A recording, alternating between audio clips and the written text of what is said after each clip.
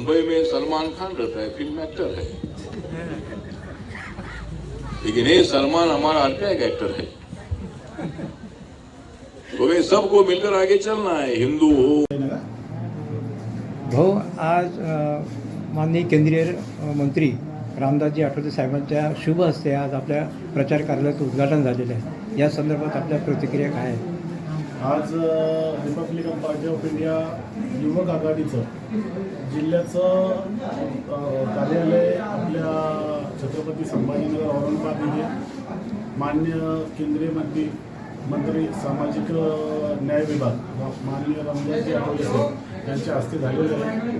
आणि या office खोलण्याचं reason एवढंच की गोरगरीब दीनदुबळ्या समाजाचा काही प्रश्न असतील ते सोडवण्यासाठी मी इथं जवळजवळ 8 तास तरी बसणार आहे. आणि साहेबांच्या हाताने उद्घाटन झालं. साहेबांनी इथे येऊन प्रत्यक्ष शुभेच्छा दिल्या. आपला नावलौकिक औरंगाबाद शहरामध्ये छत्रपती संभाजीनगरमध्ये खूप आहे. एक तरुण तळपदार कार्यकर्ते म्हणून आपल्याकडे समाज पाहतो आहे. एकच दादा म्हणून आपलं सर्व शहरभर नाव आहे. याबद्दल आपले मनोगत काय आहे? त्याचं कारण एवढंच आहे की दिवस असो वा रात्र असो मी कुठल्याही कार्यकर्त्यासाठी धावून जातो. वा हॉस्पिटलची समस्या असेल, कुठल्या ऑफिसची समस्या असेल, कुठल्या पोलीस स्टेशनची समस्या असेल, सर्वांसाठी धावून जातो. त्याच्यामुळं लोक मला त्याच नावाने संबोधतात, एकच दादा राखील. एवढ्या तरुण तळपदार म्हणून आपलं व्यक्तिमत्व आहे. एवढ्या अल्पवयामध्ये आपण औरंगाबाद शहरामध्ये प्रसिद्ध आहात. यामागचं इंगित काय आहे?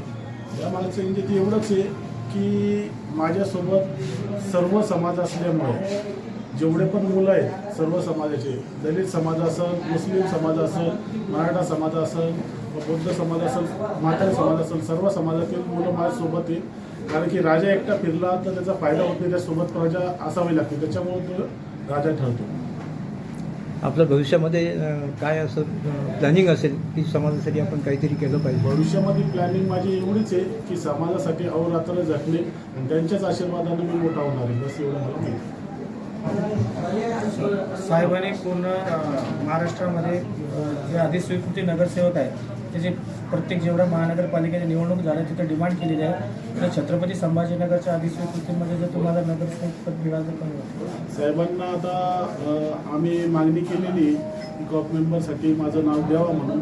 आता पुढील चर्चा मंत्री महोदयासोबत भागवत कराड साहेब असतील, अतुल सावे साहेब असतील, त्यांच्यासोबत साहेबांची चर्चा होईल. मग ते ठरवत काय. तरुणांना आपण काय आवाहन करणार आहे की त्यांनी आपलं करिअर घडवण्यासाठी काय काय करावं? तरुणांना मी नेहमी एकच आवाहन करतो की आपले कामं धंदे बघा. सर्वात महत्त्वाचं आपलं घर वगैरे बघूनच आपलं समाजकारणात राजकारणात या.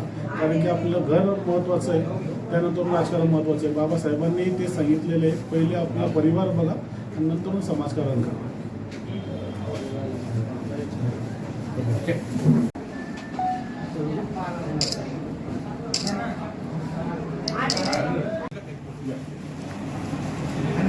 अभिनंदन.